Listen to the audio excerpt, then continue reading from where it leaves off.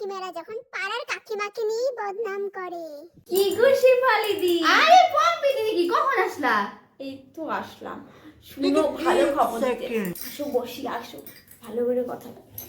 আরে শোনো, গোপালের বউ যে আছে ওই যে ফলের পরে বাড়ি, জন্মিতে আসে প্রতিদিন মন্টুর সাথে ইন্টু মিন্টু।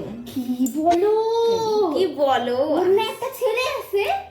আমি তো তাই মন্টুর না মেয়ে বিয়ে দিল কিছুদিন আগে। ছি ছি ছি ছি পাড়াটা শেষ হয়ে গেছে।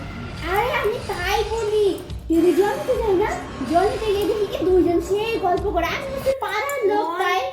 মনের মাথায় দুজনকে দেখলাম, ছেলেও জানে সব, ছেলেও জানে। ছি ছি ছি গো, একেবারে জঘন্য হয়ে গেছে গো পাড়াটা। তুমি আর আমি ভালো আছি, আমরা সংসার সংসার করে মরতেছি।